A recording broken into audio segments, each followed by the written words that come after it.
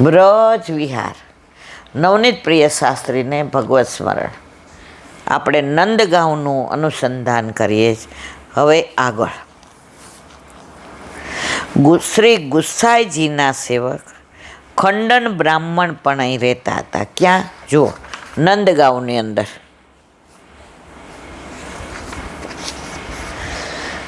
આરંભમાં તે ખૂબ શાસ્ત્રો ભણીને સૌના મતનું ખંડન કરતા. ઘણાને બહુ આવડતું હોય ને, એટલે બીજા ખોટા છે એ જેને મજા પડે સામેવાળાને પાડ દો અને સાબિત કરે કે હું બહુ જ્ઞાની છું, મને બહુ આવડે છે.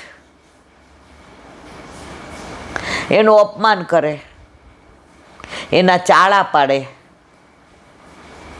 એને ખરાબ ચિત્રે. તમે માનો ઠાકોરજીને આવું બધું ગમે? પ્રભુ સર્વગુણ સંપન્ન છે, કલા નિધાન છે. એના પ્રમાણમાં આપણે તો અસમર્થ છીએ, અજ્ઞાની છીએ. તો પ્રભુ આપણી યાર આવું કરે છે કે તું આવો છો, જા, મારો નહીં. અત્યારે ઘણા એવા હોય, બધાને દોષ જ જોવાના. આણે કેમ આમ બોલ્યા, આ કેમ આમ કર્યું, આમ કર્યું, આમ કર્યું. તેમ આ બ્રાહ્મણ હતો, ગુસાઈજીનો સેવક. એનું નામ જ ખંડન બ્રાહ્મણ. બધાને મતને ખંડન જ કરે.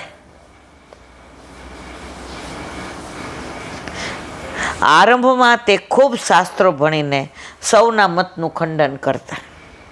તેથી ખંડન નામ પડી ગયું. પછી નામ જ પડી જાય ખંડન. ઘણા લોકોની અમે એક વિશિષ્ટ ટેવો હોય. એક બેન છે, એ જેટલા આવે ને બધાના, અને સાડી જો ઊંચી છે, અને આટલો પૈસો તો જોઈ કેવી પહેરી છે. આ ફેશન પરેડમાં આવ્યા છે, આવું જુઓ. નથી ધ્યાન દર્શનમાં, નથી કીર્તનમાં, એનું ધ્યાન આમાં જ. પછી ઘણા એના ઉપનામ પાડતા હોય. તો આનું નામ પાડી દીધું ખંડન બ્રાહ્મણ. આખા બધાના પોતે જ્ઞાની, મને જ આવડે, મારા જેવું વાંચન કોઈનું નહીં, બધા ગ્રંથ હું જ ભણેલો, એટલે નામ પાડી દીધું ખંડન. વૈષ્ણવોને પણ આમ પીડતા, અપમાન કરતા, ઉતારી પાડતા. તેથી રાત્રે 4 જણે માર્યા કે લેતો જા. જો ભગવાન કે ઘેર દેર હે અંધેર ને, અતિ સર્વત્ર વર્જયે. અત્યારે કદાચ 4 મારે નહીં, પણ પ્રભુ એવી લીલા તો કરે જો કે ઓલાને ફીલ થાય કે આપણે ખોટું ખંડન કરતા હતા. કોઈનો ભાવ કેવો, કોઈનો ભાવ કેવો. ઘણા ભગવદીઓને પોતાનો ભાવ હોય, તો ઠાકોરજીની યાર એવી વાતો કરે, એવું વર્ણન કરે. હવે આપણે એને એમ કહેવાય તમે કેમ આવી વાતો કરો ઠાકોરજી જોડે? એક વૈષ્ણવ રાતના ઠાકોરજીને પોઢાડે ને, પછી ઓલું કીર્તન ગાય યશોદામાનું કે માં મને વાર્તા કે. એટલે યશોદાજી વાર્તા કે ને એમાં કે પછી લાલા સીતાજીનું હરણ કરી ગયો રાવણ. ઠાકોર યારે મારું બાણ ક્યાં છે, ધનુષ બાણ લાવો. રામલીલા એને યાદ આવી જાય. તો આ એનો ભાવ છે. હવે આપણે એમ કહેવાય કે તમે આમ કેમ કરો છો? દરેકને પોતાનો ભાવ છે. દરેકના ઘરે દીકરો કે દીકરી પહેલાં ખોળાવે તો દરેક માં પોતાના બાળકને જુદી જુદી રીતે ઉછેરે.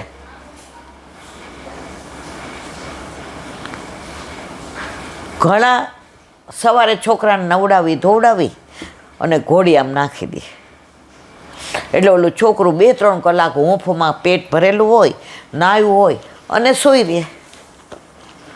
અને ઘણાને એવું હોય કે બરાબર રમે, 2-3 વાર પડે આખડે, પછી 10 વાગે નવડાવે અને હુવડાવે.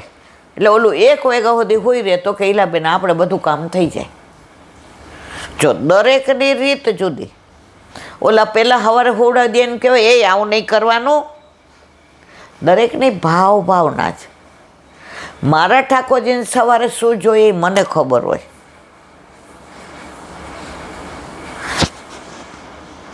પાડોશીના ઠાકોરજીને શું ગમે એને એની માને ખબર હોય. હવે એ આપણને સલાહ દેવા આવે હવારના પરમાં હું આવું કરો છો. અરે ભાઈ મારો લાલો છે, હું એની માં છું, મારા માથે બિરાજે છે, મારે જેમ કરવું એમ કરવું.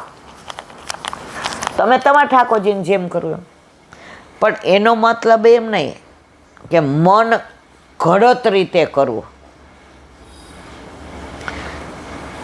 મન ઘડત રીતે ન થાય. એમાં વલ્લભની મેળ પ્રમાણે કરવું પડે. પછી 12 વાગે ઠાકોરજીને ન જગાવાય. જે આપણા વલ્લભની મેળ હોય, નાહી ધોઈ ચોખ્ખા કપડાં પહેરી, ચૈણામત લઈ, તિલક કરી, દંડવત કરી, બુહારી મંદિર વસ્ત્ર કરી, આ વલ્લભની મેળ પ્રમાણે થાય. પછી તમે એમ કહો નાયા વિના જાઓ મન, એવું ના હાલે. આ મનગઢત સેવા ના થાય.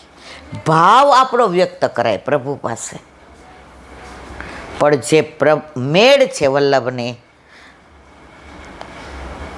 પેલો મોહનભંગી માથે બેહાડીને જતા ઠાકોરજીના ખભે બેહાડ્યા હતા ઠાકોરજીને. ગોવિંદ સ્વામી કે ચલો સ્નાન કરો. ના, ધક્કો માર્યો, કરો. આવ્યા તો આમ ઊભા રહી ગયા, કપડાં ભીના. ગુસાઈજી કે બાબા શું થયું? આ તમારો ગોવિંદો મને નાખી દીધો કુંડમાં સ્નાન કરે. ગોવિંદ સ્વામી શું કર્યું? એ કે મોહન ભંગીને ખભે બેહાડ્યો તો મારા વાલા. એ કે બ્રહ્મ કદી છોવાય? ગોવિંદ સ્વામી કે બ્રહ્મ ન છોવાય, પણ વલ્લભની મેળ છોવાઈ જાય. એમ સેવામાં ભાવ આપણો, પણ મારા વલ્લભની મેળને આપણે ના કરાય. પેલું કે હું નાયા વિના કરું, કે હું લેટ્રિન ગઈ હોત નાવ નહીં. ના ના ના ના ના, આ તો આપણને અક્ષમ્ય અપરાધ પડે.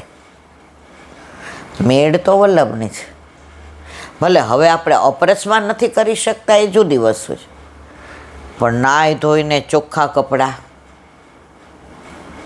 ગઈકાલે પહેરાવું યાદ ન પહેરાય મારા વાલા. કેટલાનો ઈડા હોઈએ.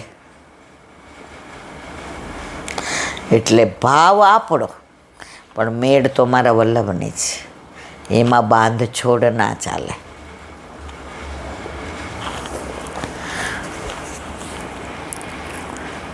વૈષ્ણવોને પણ એ પીડતા, હેરાન કરતા. તેથી રાત્રે 4 જણે માયરાને કહ્યું, અભયપદ ભગવત ધર્મનું ખંડન કરવા મથનારને ભય સર્વત્વ મળે. આ વલ્લભના સેવકોને તું હેરાન કરસ? હે, વલ્લભને નથી ખબર? દેવા વાળી કરી. ખાલી હાથેથી મારવાથી જ નહીં, ઘણી વાર તો ઠાકોરજી એવા મારે ને કે એની લાકડીનો અવાજ તમને ન આવે, પણ એવી વાગે ને કે ઊભા ન થઈ શકીએ. એવો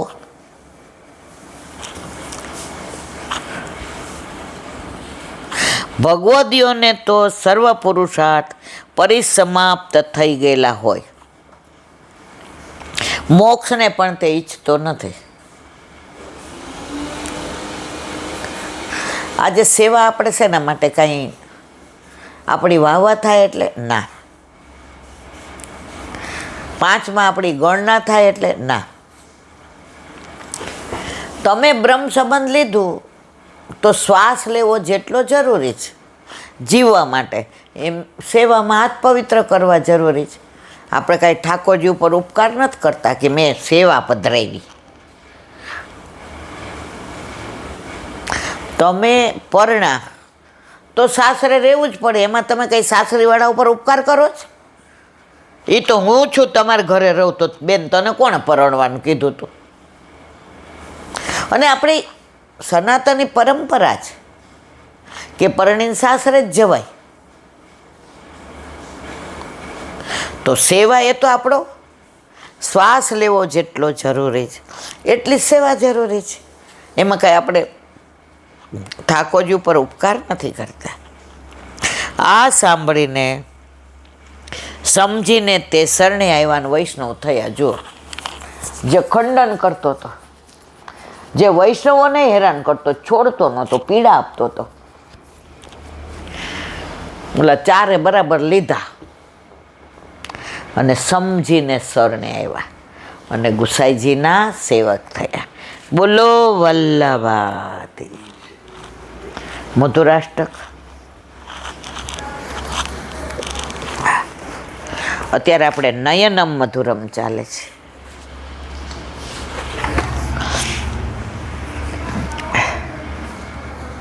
શ્રી પ્રભુચરણ આજ્ઞા કરે છે કે તમે ચારેય માં પ્રસાદ લેજો. આપણે પેલા મ્લેચ્છની વાતા કરીએ કે પેલી સ્ત્રીને જોયા વગર એને રહેવાતું નહોતું, બીજું કાંઈ નહોતો કરતો, ખાલી આમ બહાર જઈને ઊભો રહે, એને જુએ ને રાજી થાય, એને જોવે નહીં ત્યાં સુધી પાણી ન પીએ. તો ઓલા બિચારાઓ કહેવાય ગામ છોડી દે, નહીં તો ગામમાં આપણી બદનામી થશે. વહુ કે આપણે ગોકુળ જઈએ, ગુસાઈજીના સેવક છીએ. ગયા એટલે ઓલા નાવાળાને કીધું, ઓલા પાછળવાળાને ન લાવતો. ત્યાં ગયા એટલે ગુસાઈજી કીધું ચોથો ક્યાં? એની પાતર કરી. પ્રભુચરણ આજ્ઞા કરે છે તમે ચારેય મહાપ્રસાદ દેજો. તમે આવ્યા હતા 3 અને મહાપ્રસાદની પાછળ 4. શ્રી ગુસાઈજી પ્રભુચરણ પોઢી બેઠકે પધાર્યા અને પૂછ્યું, તમે પ્રસાદ ના લીધો? ત્યારે સાવકારે કહ્યું, કૃપાનાથ, આપે આજ્ઞા 4ની કરી, અમે તો 3 જ છીએ, તો કેમ લઈ શકાય? ત્યારે આપ શ્રીએ શ્રીમુખે આજ્ઞા કરી, એ તો પરમ કૃપા પાત્ર ભગવદીય છે. જુઓ, બધાને ખરાબ સમજતા હતા, પણ એને એ સ્ત્રીની આંખમાં ગોવર્ધનનાથજી ઝલકતા દેખાતા હતા. પૂર્વજન્મનું યાદ આવ્યું. એટલે ગુસાઈજી તો પૂર્ણ પુરુષોત્તમ, એ તો ઓળખી ગયા હતા કે આ જીવ મારો છે. નંદદાસ પરમ ભગવદીય એને પાછળ કેમ છોડીને આવ્યા? અવશ્ય બોલાવો. આપ શ્રીએ એક વૈષ્ણવને મોકલી તેને બોલાવ્યો. તેના આવ્યા બાદ તેને સ્નાન કરાવ્યું અને તે મ્લેચ્છ એટલે કે વૈષ્ણવ ગુસાઈજી પાસે આવી દંડવત કર્યા. ત્યારે તેને ગુસાઈજીમાં પૂર્ણ પુરુષોત્તમના દર્શન થયા. શ્રી ગુસાઈજી એને કૃપા કટાક્ષી નિહાળી નામ ઉપદેશ આપી દ્રષ્ટિ દ્વારા જ નિવેદનનું દાન કર્યું. જુઓ, દ્રષ્ટિ દ્વારા જ નિવેદનનું દાન કર્યું. શ્રી ગુસાઈજીએ સાવકારને કહ્યું, તમે એવું સમજતા હતા કે આ મ્લેચ્છ વહુને જોવા આવે છે, પણ એવું નથી. આ વહુ અને મ્લેચ્છ પૂર્વમાં કામા અને કામા આતુરી પતિ પત્ની હતા. તેના ઘર આગળ ભગવદીઓની અવર જવર હોવાથી એક ભગવદી પતિ પત્ની નિત્ય ઘેર આવે, સત્સંગ કરે. એક વખત કામાતુરી કામ પ્રસંગે બહાર ગયો, ત્યાં ભગવદી આવ્યો. કામાએ ભગવત સંબંધી કંઈ સંદેશ પૂછ્યો. વૈષ્ણવે કહ્યું, આ વાત એકાંતમાં થાય એવી છે. તમારું ઘર અવર જવરને રસ્તા ઉપરનો છે. કોઈ અવૈષ્ણવ સાંભળે તો તે ઠીક નહીં.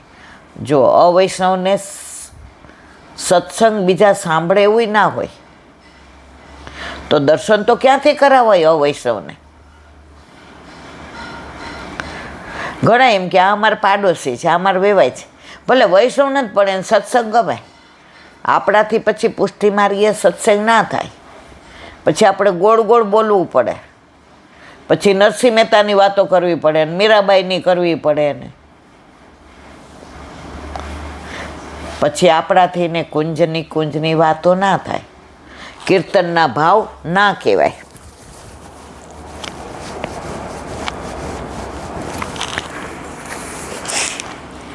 કોઈ અવૈષ્ણવ સાંભળે તે ઠીક નહીં.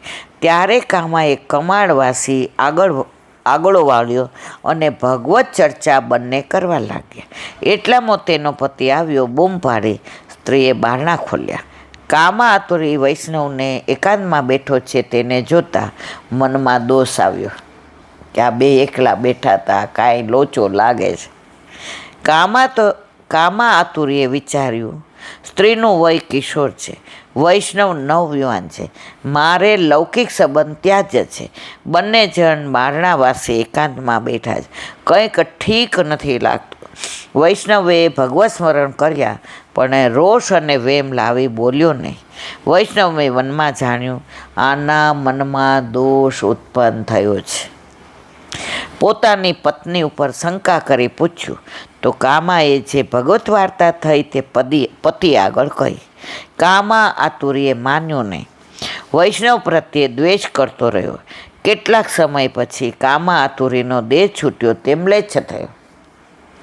ભગવતી વૈષ્ણવ પર શંકા કરી પણ પૂર્વની પ્રીતિ જડ હોવાથી કામાની આંખમાં ગોવર્ધનનાજીના દર્શન થાય છે, માટે તે દર્શન કરવા મ્લેચ્છ આવતો કામાને જોવા નહીં. વૈષ્ણવ પર દોષ બુદ્ધિ કરી હતી, સાથે દ્વેષ કર્યો, મ્લેચ્છ યોની મળી. ભગવદી વૈષ્ણવ પણ આ રીતે લૌકિક બુદ્ધિ કરે તેને હીન યોનિમાં જન્મ લેવો પડે. બોલો વલ્લભા.